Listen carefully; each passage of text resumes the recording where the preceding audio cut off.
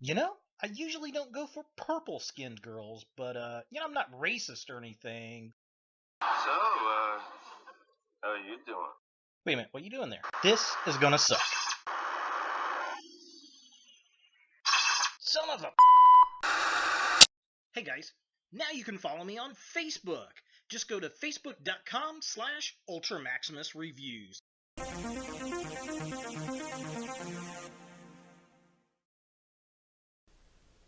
Hello YouTube, Ultra Maximus back with another retro review, and today we're taking a look at one of Marvel's most wanted, and it's Blink from the X-Men universe. Now, this is a figure from the old Toybiz days. I actually found this at my local flea market, the Emporium 31, and it was one of those, it caught me out of the corner of my eye kind of figures, and I was like, ooh, what's this? And picked it up, and it was like $3. I said, hey, why not? I love me an old retro figure, so went ahead and grabbed it, and the box was really kind of cool. It's huge compared to what we get today. So let's go ahead and take a look at the packaging.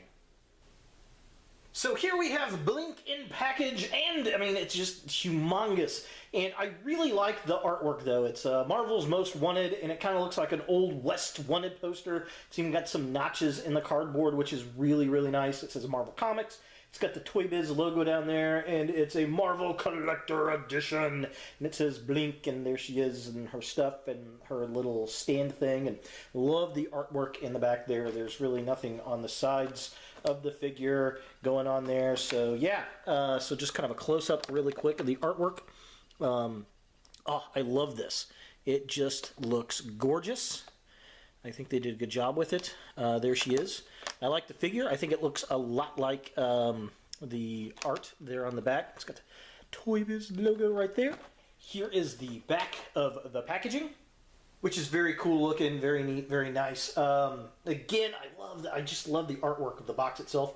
Kind of shows you how the base goes together. It's got the Marvel's Most Wanted, a little right up there, and then kind of shows the figure, gives a little bio, or a little tech spec, I guess, a bio, and then a little write-up, and then other figures in this line. Of course, we've got Blink, and then we've got X-Man, which looks kind of cool, and then Spat and Grovel. I've never seen those, so I'm not really sure. I remember him, but I don't remember her. I do remember this being in the comic book stores, and I never did pick it up. And no, I have it. She is mine! Ha ha ha ha ha. So just kind of a close-up of the back of the packaging. So there's the write-up for the Marvel's Most Wanted. If you want to pause and read that, you are more than welcome to. There's her little, I guess, tech spec, who she is, all that kind of jazz, and then a little write-up for her. If you want to pause and read that, you can. And then her base, how it all goes together. Very cool, very neat. And then here are the other figures in the wave. So we have Blink right there, and then we have X-Man with posable psychic base, which is pretty cool. And then we have Spat and Groove from the Uncanny X-Men, with Gambit's Trial, is where that character is from. So it's collect these other exciting action figures. Woohoo! And if you want to call Toybiz's customer service line, you can do that, but I bet they don't exist anymore. So yeah. And remember the proof of purchases? Oh, I missed those. So that's pretty much it for the packaging. Let's go ahead and get Blink out of the box and see what we think. So here we have Blink out of package, and I've got to say, this is an interesting figure. There are things I like about the figure and things that are kind of goofy.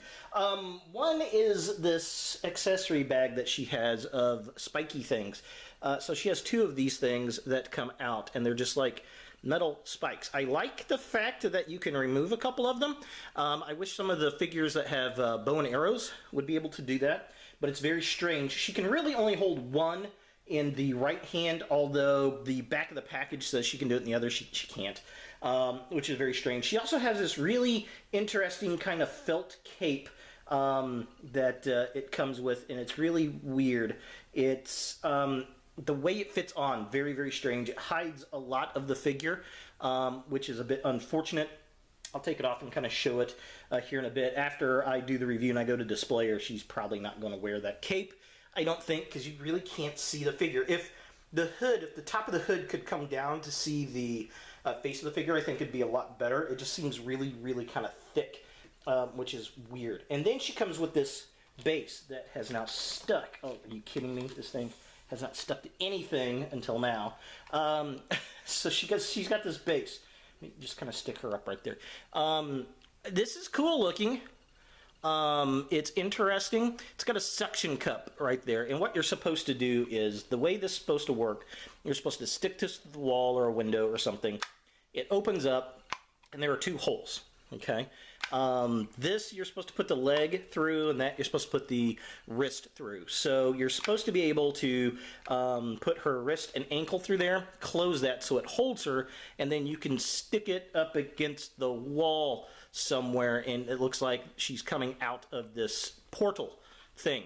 Well, the problem is the figure doesn't bend right, really, to get the hand and wrist in there.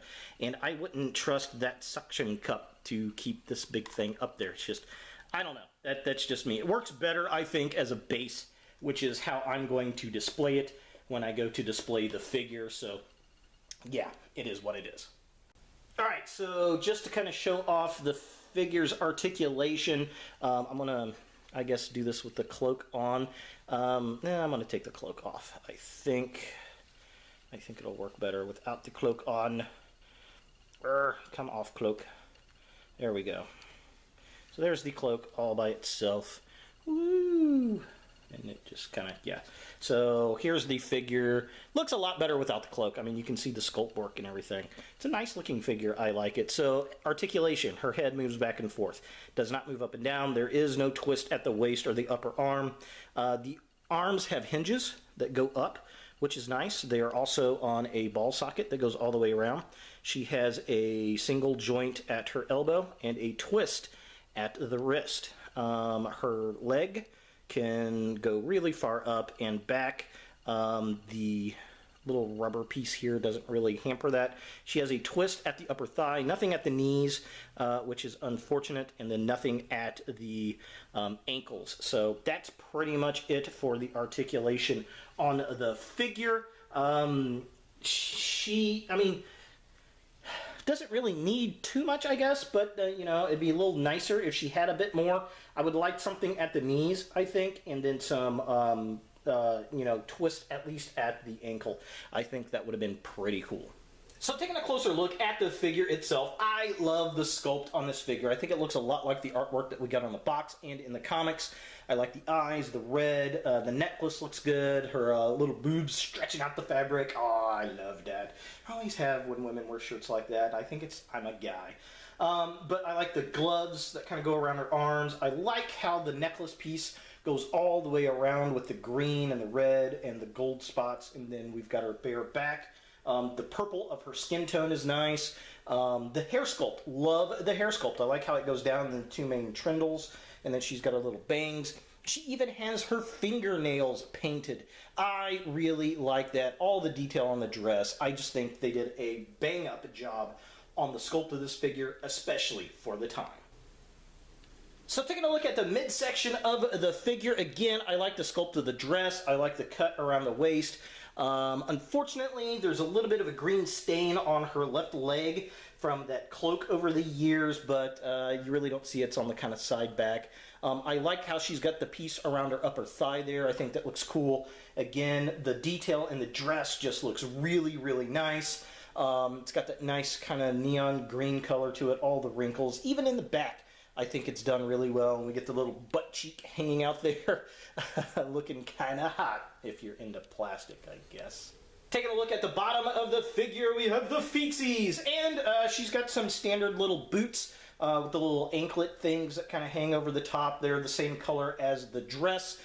Pretty decent. They hold the figure up pretty well, and you can kind of see that green stain on the back of her calf there, which is unfortunate, but I think that's just from time sitting in the box with that green felt.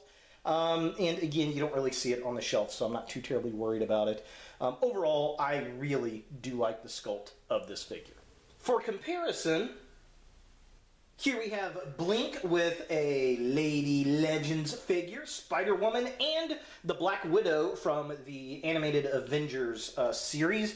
And she actually fits pretty decently. She might be a little bit small. I guess you could have her be a younger character. I don't know, or she's just really short. Women come in all sizes, right?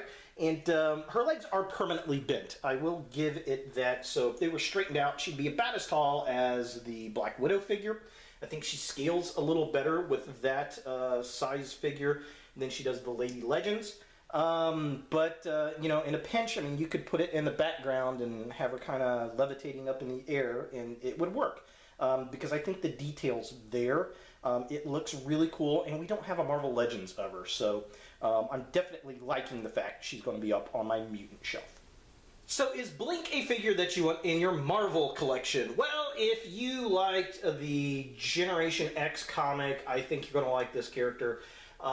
She was a great mutant, one of the newer mutants that we got, the next generation of mutants we got, and then she was just gone in a blink. Oh, see what I did there. She sacrifices herself for the teammates, and we don't see her again until this incarnation in the Age of Apocalypse, I believe, is when she comes back, and she's a little bit older and a little bit harder, and I just like the character. She was one of my favorite mutants of the 90s, and I'm really happy to have it in plastic form. I would love a Marvel Legends of this figure. Until that time, this is a decent substitute. I think the sculpt is really nice. I'll just have to keep it in the back. So if you can find this figure for the cheap, like I said, I got this for like $3, which I think is a great buy. She has a lot of accessories.